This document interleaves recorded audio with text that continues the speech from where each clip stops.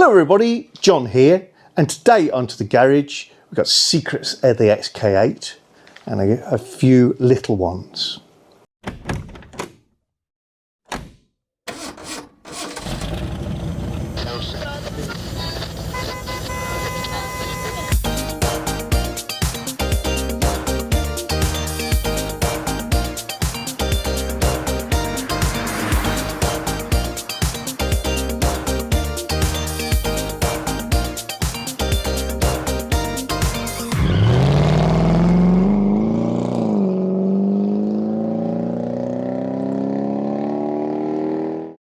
First one is when your remote control battery is getting weak, or your car's maybe security module is getting a little bit weak. It can be more and more difficult to get the transponder to unlock the doors, and you start waving the key around and trying to put it in different places to get it to open. For your interest, the aerial or mast or antenna for the security module is here, very close to the door lock. So when we lift off the cap on the car, there is our antenna and our antenna's earth. So that's somewhere to look if you're having issues with your remote. And if you felt the need to move the remote close to the car, then on a convertible, this is very much the place to hold the remote. If you've got a coupe, it's a different situation in that the aerial or antenna is actually built in to the rear screen. It looks like one of the heated window elements. It's this little odd area at the top. So near the top is a good place to hold the remote. So I'll just break away from the secrets for a moment to do my calendar, say a few highs, and stick with the video through the other secrets that follow, and we'll have a quick chat about some content coming up for next year. You see how busy I am? I'm still in November. So it's time to say ta-ra to everybody on the November page of the calendar and move on to our December image. And December was, of course, Manuel Mena Barbaran. It was 2002 XKR Silverstone in Spain. This is actually the image that won the 2020 photo competition, and a fabulous image it is, and there's a little montage of Manuel's images on that page. And sharing that page, we also have Enrique Barrera. May have murdered your name there, sorry Enrique. Tim Shannon, I'm a little bit more confident about that. And then we have Gerard Brennan and a mystery car, and that's on purpose. I was asked actually to keep the identity of that one anonymous, although the car may look very familiar to some of you. So that's the calendar. At time of recording this, we're on the 10th of December, and about 110, I think, of the calendars have gone out now. If you're a winner of the photo competition, you should definitely have had your calendar. If there are any issues there, let me know and I will sort it out. If you've ordered a calendar and it's taken more than 10 to 15 days, then, you know, give us a little nudge and I can at least let you know whether it's gone out. It has to be said that posting to Europe from the UK has become extra problematical, so there are a few issues, and I do apologise to some of you who may have had to pay to rescue your calendar from your local post offices because they've decided to add extra import duties, etc. I've paid all of the correct stuff.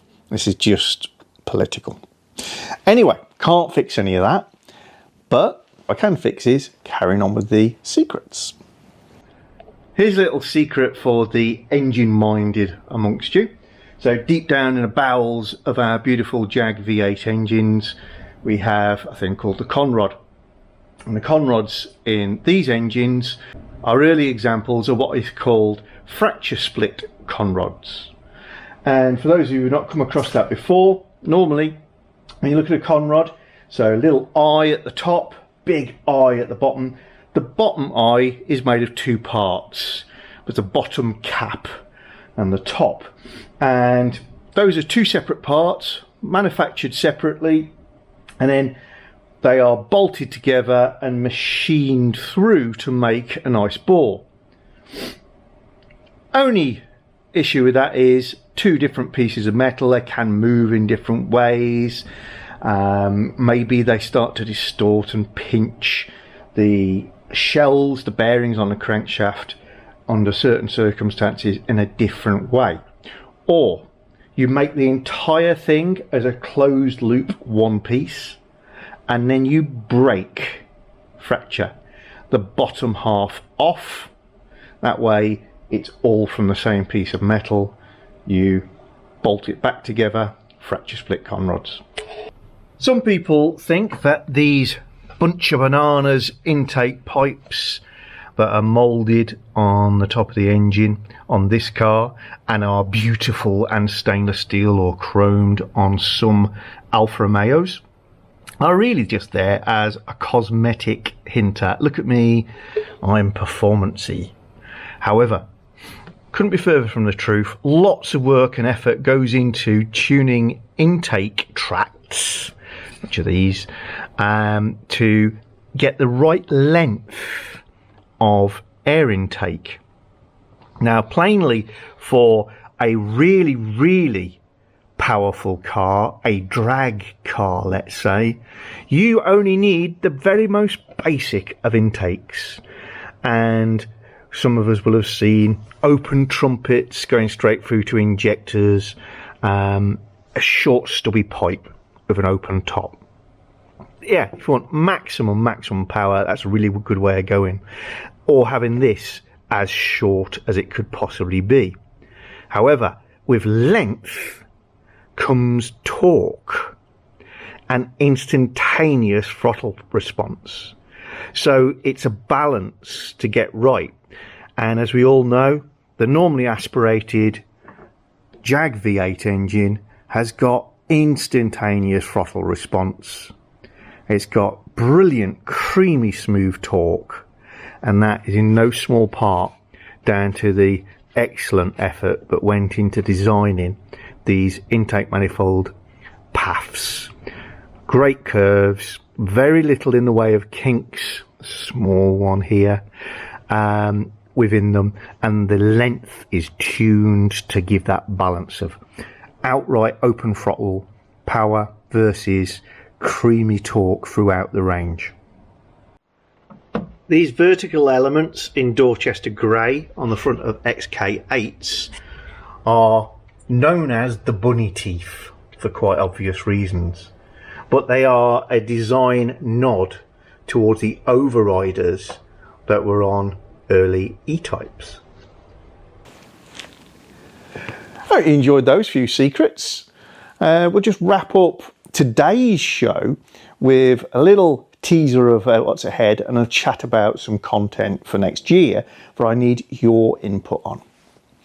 First one is, I mentioned the fact that I'd got, like so many of us, scabby waste seals. The seals that scrape against your windows when they wind down into the doors. And where I was looking at how to repair and or replace those. And I'm not going to be able to share the full story just yet, but just so you know that there is a way forward. One of the ways forward looks like this. Yay! Beautiful, completed, and neat. Very happy with that. And although I can't share too much on that at the moment, I'll also be looking at repairing my existing ones and seeing how that goes. And if I can come up with a really good technique, then obviously I'll be sharing that with you guys too. Well, hopefully we're going to have plenty of content coming in next year. As some of you know, I've had a lot of personal things going on this year which have knocked me for six and slowed my output down. Next year, hopefully, I'll be getting back to something like normal. So there will be more Secrets of the XK8. We are approaching 100 episodes of Secrets of the XK8 and getting close to about 160 or 170 individual secrets within that. And I did think that 100 might have to mark the end of that series. I can confirm it won't. But they will be coming a little slower, as some of the secrets I need to be able to share are a little bit more involved in being able to point, explain and share, and I can't just dash them off. Equally, I keep getting little suggestions from you guys, and some of the things I want to be able to share are great secrets that I can't share using Purdy. Things like for auto tilting systems for mirrors, the auto dimming system that's on the interior mirror, and some tricks around that. But Purdy doesn't have those. She's a 1996 Sport, so she doesn't have all of the bells and whistles. So that's going to slow those down a little bit. The last couple of years, if we're honest, have been a bit of a washout in terms of out and about doing things, events. I typically attend quite a few little shows.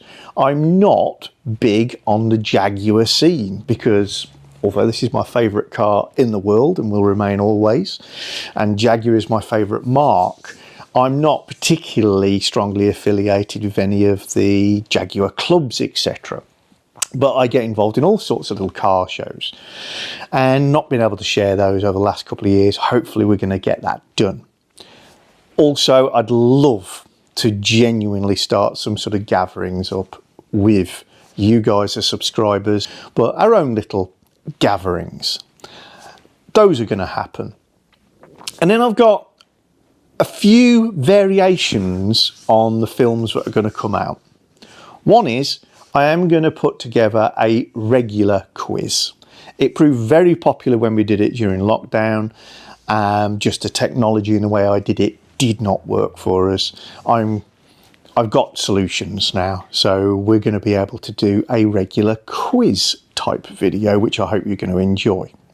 Next, I've been asked quite regularly for some lifestyle or Jaguar lifestyle type videos, and some of that I can help with. Some of that, you know, I'm not going to be, this is what the latest Jaguar wear is like. I'm not really that person, and I don't run in high society circles, but there is a lot of content about places to go, things that go with owning a Jaguar that I want to be able to share. And yes, some of it is about the kind of kit that you get, whether it be clothing, tools, accessories, etc.